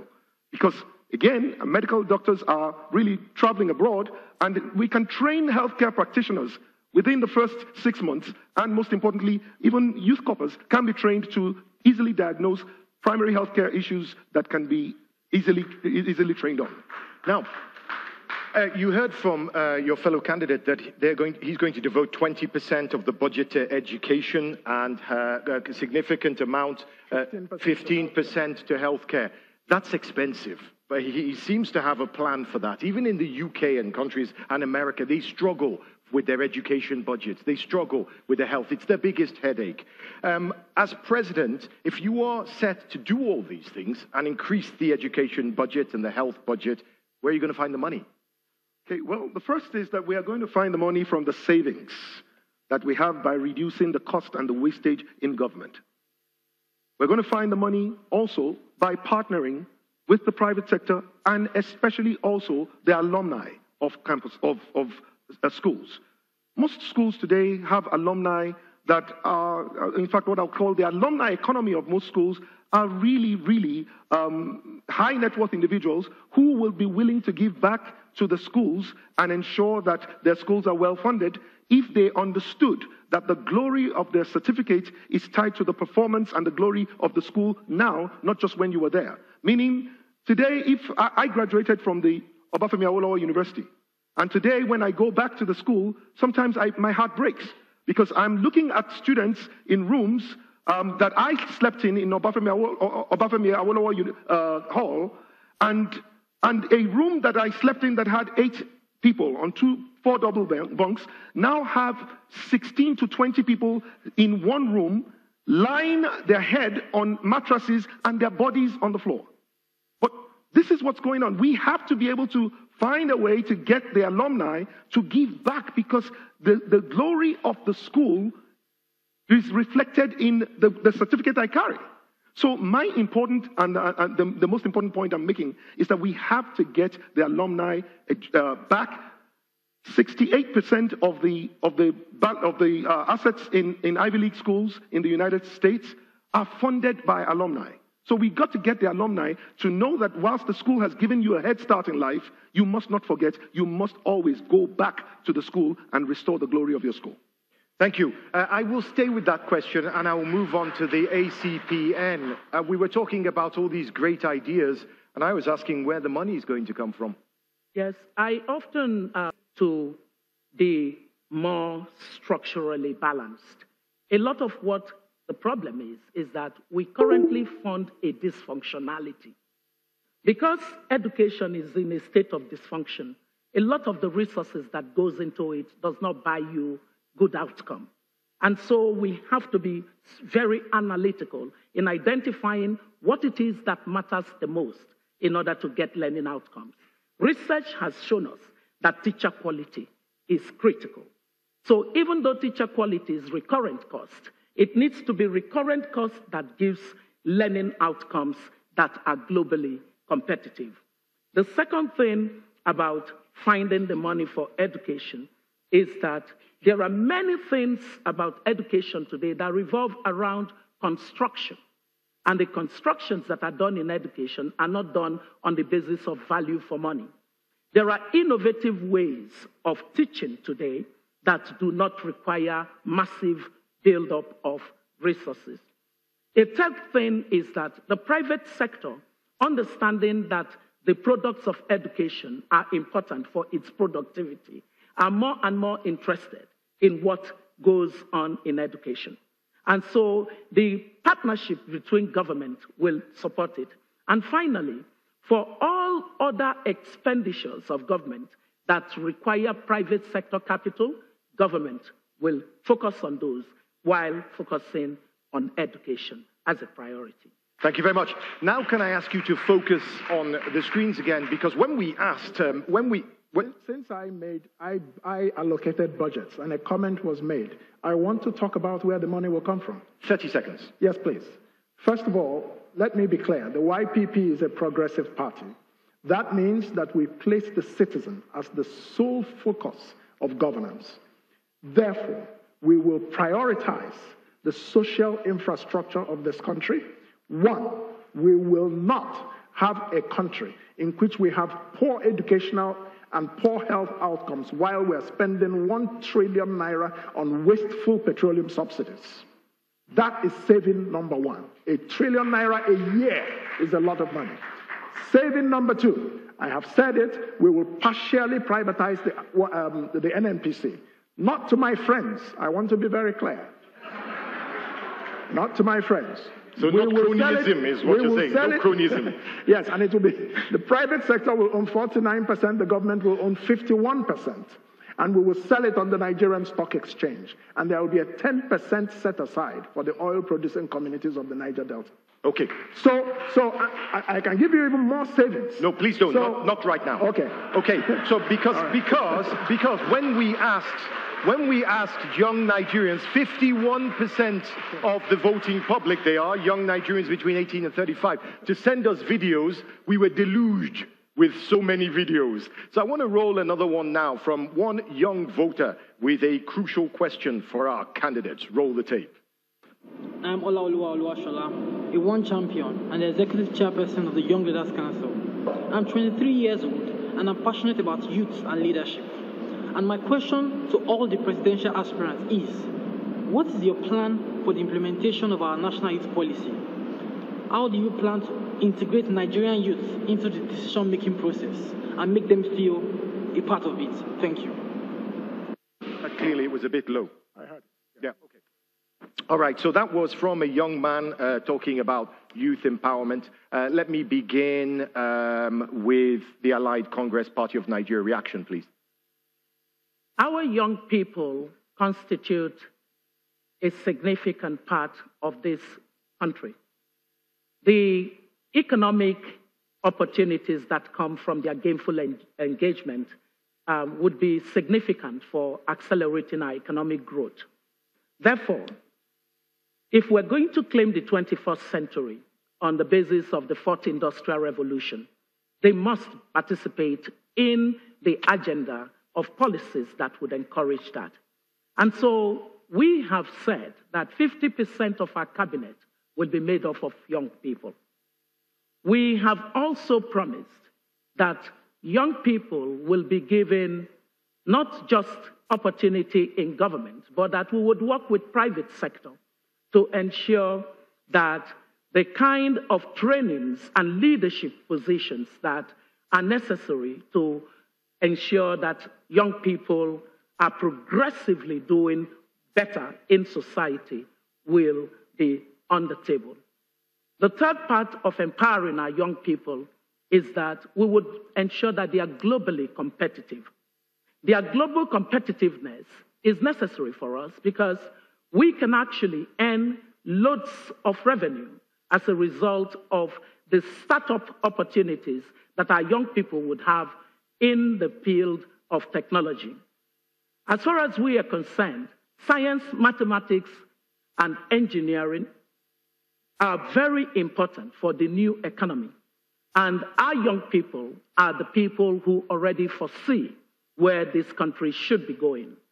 And therefore, their insight into the design of the policies of dynamic growth of our economy will be absolutely important. We will then review the youth policy and update it so that it is reflective of youths that are important for our economy. Madam, gentlemen, this is live TV, and live TV has breaks. We're going to take one. When we come back, we'll be discussing stamping out corruption, human rights, and the rule of law on the 2019 presidential debates.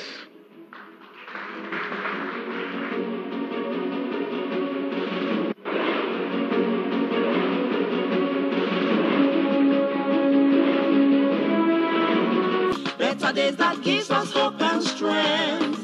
G-Day Star always determined to keep this hope alive. keeping a smile fun for all Lagosians. When the desire is for a greater Lagos and good governance that puts the well-being of Lagosians first, the All Progress. All the 300 roads where you do for we state. They empower sisters on youth every year. They own free medical for our people. And so provide security for we state. And save on governor of the state. Talking I do the new modern school where you debut. Even Papa, Mama, and widows, and they enjoy. Now you will go vote again for governor. Continue all the better things that you don't do. For governor of Delta State. Vote Okowa. Vote.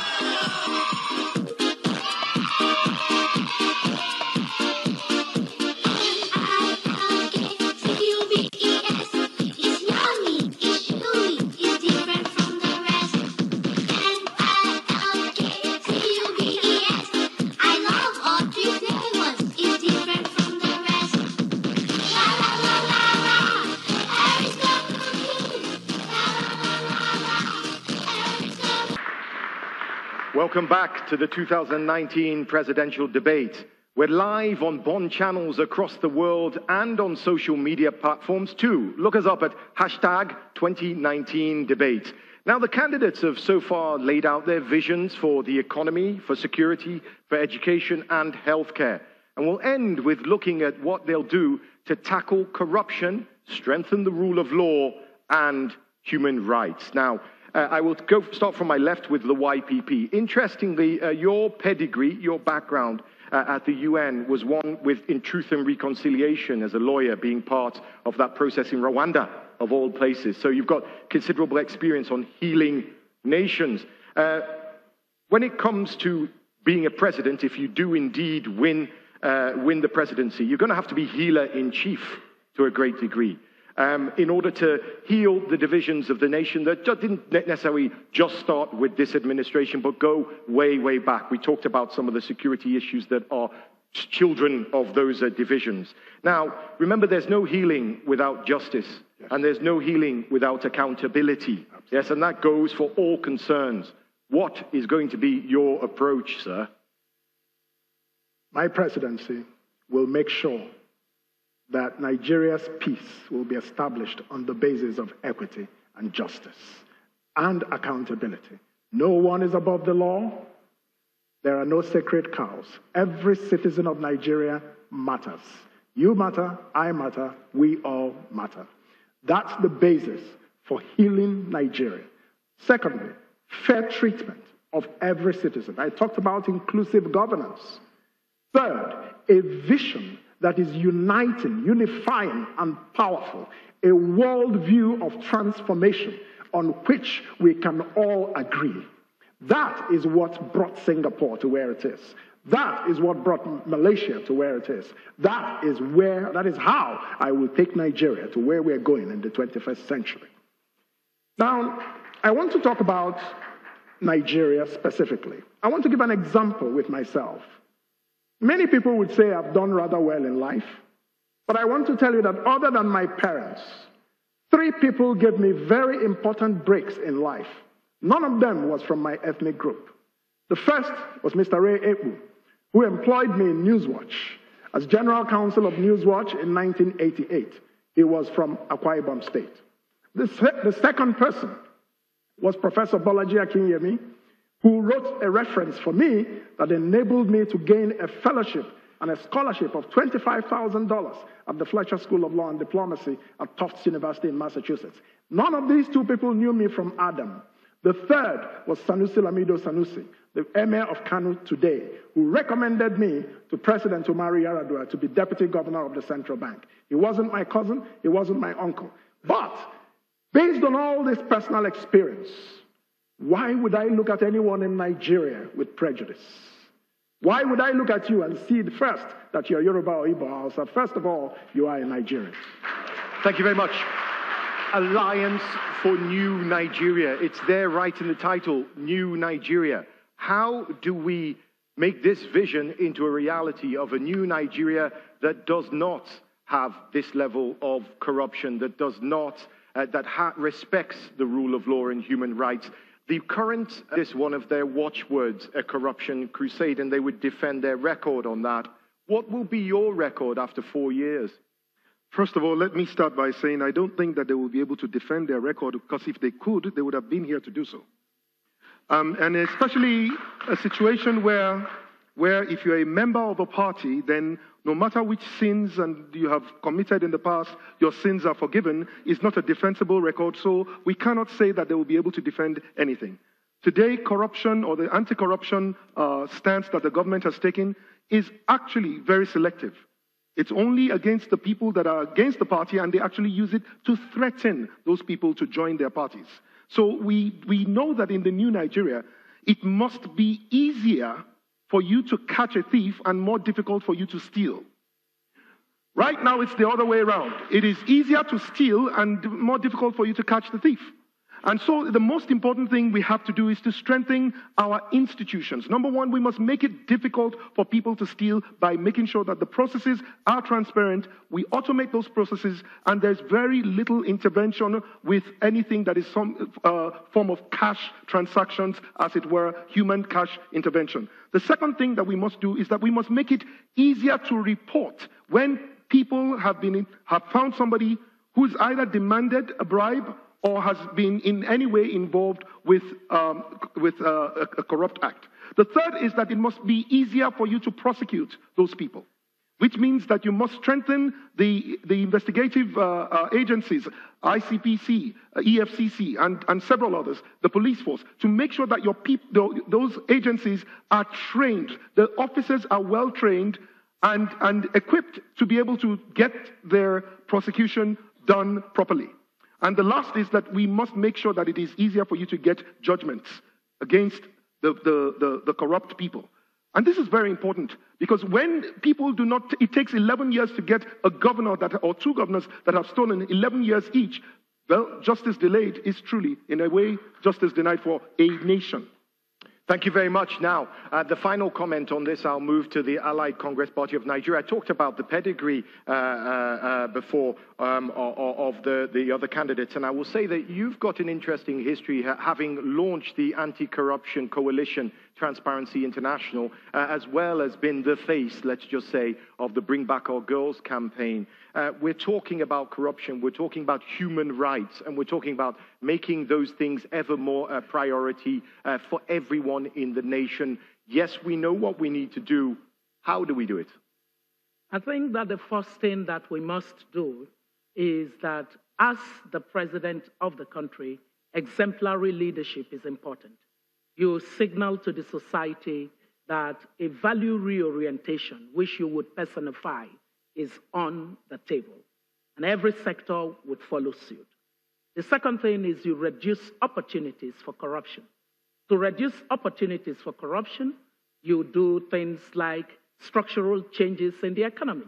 So, for example, we saw what happened with the deregulation and liberalization of the telecom sector. It made the corruption in telecom to vanish. Nobody remembers anymore the kind of corruption we saw in NITEL. Part of that preventing opportunities for corruption involves some of the kind of work that I did, reforming the public procurement system through the due process in this country, raised the value for money, and removed the opaqueness in the award of public contracts. The work that we did with NEITI, Nigeria Extractive Industries Transparency Initiative, shone the light on what happens in the opaque petroleum sector. The major aspect of structural change that would be necessary in our country today is the deregulation of the petroleum sector. It would reduce humongously the corruption that exists and reduce the incentive for people to run for office when they have no idea on how to fix the problems of Nigeria. Number three thing you then do is the detection of corruption and the appropriate sanction. It would require extensive collaboration between the executive arm of government and the judiciary so that there would be conclusive prosecution for those who behave badly. When there are consequences, incentives will realign. Good behavior will be rewarded, bad behavior will be punished. Thank you very much, madam. Now, let's hear the voice of the people one last time, the voice of the young people. This YouTube video comes from a young gender activist based in Lagos. My name is Abisola Ayeola. I am 33 years old. I am also an ambassador for One.org, which champions the Poverty, Sexist and Girl Count campaign. The girl child is statistically the most underpowered and vulnerable across all socio-economic groups. What social investment programs does your administration plan to implement that will sufficiently empower the girl child? Thank you. Kingsley Moghalu. Yes. The education of the girl child is a matter that is very dear to my heart. And that is one of the reasons why I was the first presidential candidate since 1999 that I know of to choose a female vice presidential running mate, a young woman of 37 years who has been a strong voice for the girl child in the northern part of this country. So we will invest in our girl children. We will give them good education. Access to education is the first thing that will empower the girl child. That is why education must be free, and certainly for women in this country. Secondly, we will make sure that young women have access to finance. We will make sure that young women are protected in their marriages, and we will work against early marriages in any part of this country. We don't want the future of our young girls being stolen by old men who don't want to respect international human rights standards. Thank you very much. Now, Alliance for New Nigeria, strong words there. What are you going to do for the girl child? Well, the first thing that we will do is to ensure that every girl child has the opportunity to attain schools and access education in Nigeria, and make sure that every person who essentially has a child at home, especially a girl child, is encouraged to make sure that they get an education. The second thing, and it's very interesting with Dr. Moghalu, today I'm also a presidential candidate that is running alongside with a beautiful and delectable lady by the name of Hajia Abdullahi Iya, Khadija Abdullahi Iya, and she is someone who also has done a lot of work to ensure that girl child education has been at the forefront of a campaign. So we will ensure that we make girl education and female schools, especially primary schools and secondary schools, very, very, very important. We will fund them. And most importantly, in the north, we will secure them as well. Because today, we've seen what has happened in Chibok and several of the other parts of Nigeria, where girls' schools are actually being attacked, especially because there's with the terrorists and Boko Haram, and they're essentially trying to put fear into the heart of the girls and their parents to make sure that those girls do not go to school. We will ensure that the girls in schools are safe and they're well catered for, and we will take care of them. Thank you very much. Madam, candidate for the Allied Congress Party of Nigeria, you were the co-founder and face of the Bring Back Our Girls campaign. What is your campaign to bring up our girls, all our girls? As Minister of Education, we found the disparity between boys in school and girls in school heartbreaking, especially in the northern part of this country. That is why it was particularly painful for me to see that girls who went to school in Chibok and subsequently Dapchi were taken away from their school. One thing we know that research says to us is that a nation that educates the girl child has a higher track to progress and development. Therefore, getting girls in school must be priority for every country, especially one like ours struggling with development.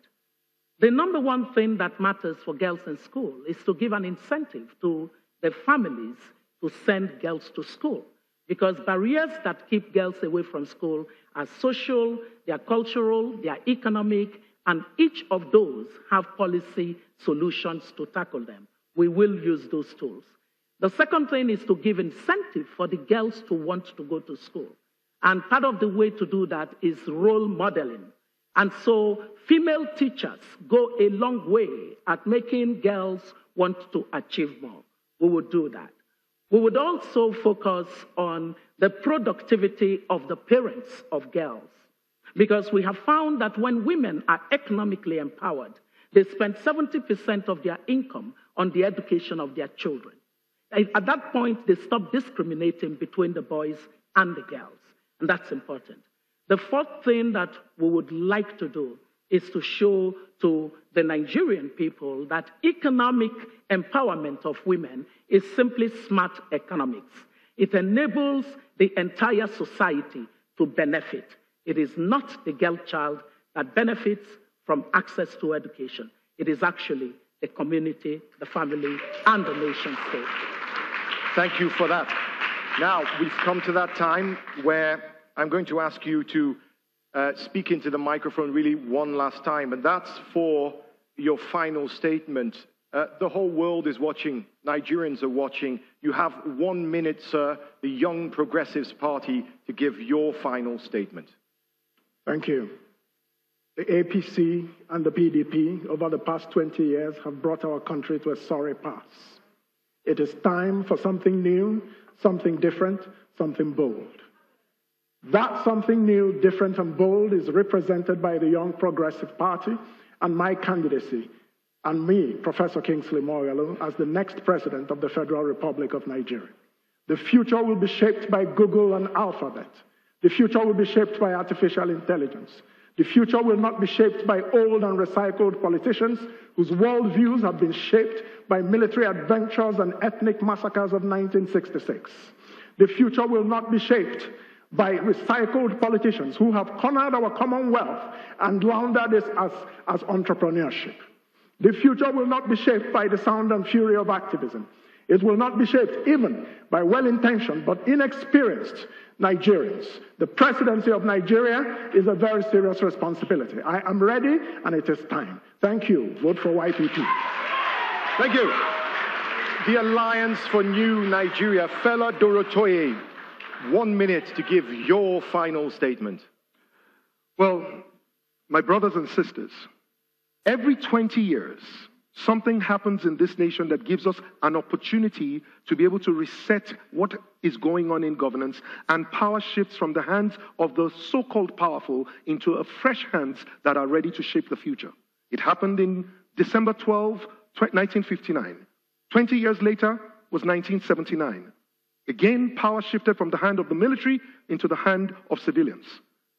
20 years later was 1999. Again, another general election. And power shifted from the hands of the military into what I call the hands of the military in civilian clothes. 20 years from 1999 is 2019. And once again, power will shift. And the question is, where does it go? And it has to go into the hands of the people who have not had any shackles with the political past, who have a new future and a fresh future to offer this nation. Thank you for that statement. Thank you for that statement. I'll go to the final 1 minute statement. This one from Dr. Obi Ezekwesili, the flag bearer for the Allied Congress Party of Nigeria. Madam. You have had a lot of words tonight, but there's one thing I want you to take away with you. It is that this is a historical moment. This is your moment. The citizens of this country can shape a new direction for our country. I have spoken to you not as one who is theorizing about how to do the development of our country. I've spoken to you as one who cares. What our polity is in need of is the leader that truly cares, that has the competence, that also is capable of solving our problems. I can assure you that my running for president is not so that I would be called Madam President. It is simply so that we will mobilize ourselves and begin the urgent rescue of our nation. I want you to know that it is possible and it will be done when you agree. Make sure that the 16th of February, you use your vote well. Thank you. Can I now ask the candidates to come forward to receive applause for what was a spirited presidential debate? Come and step forward together here, please. On the line. Thank you. Now I'll call upon Timi Dakolo to sing his hit, Great Nation. And as we are all Nigerians here, in a show of unity, I will ask you to hold hands.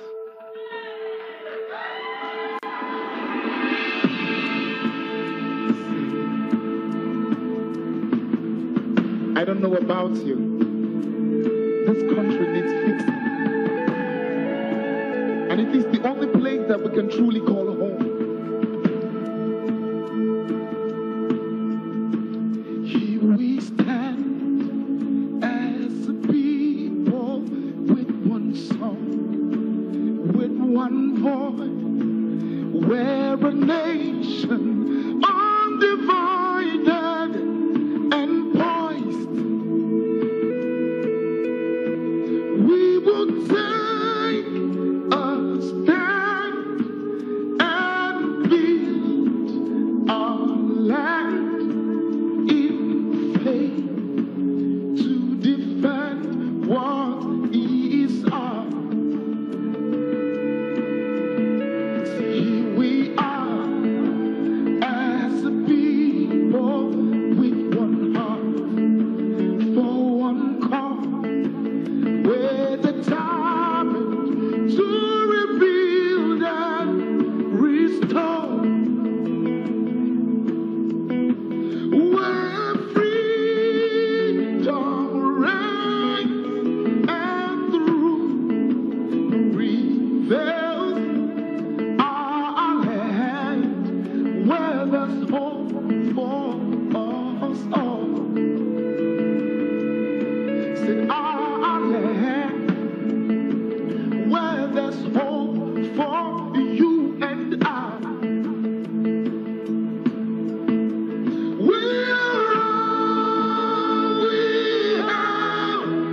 We'll defend our land.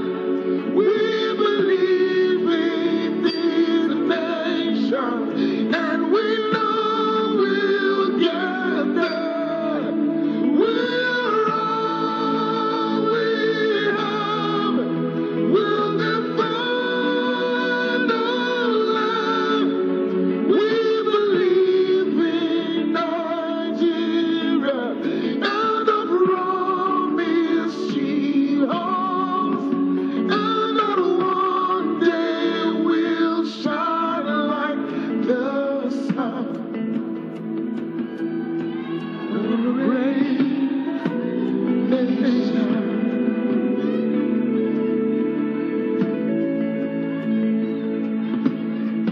See, though we are many people, different tribes, different tongues, we're united in our strength and resolve.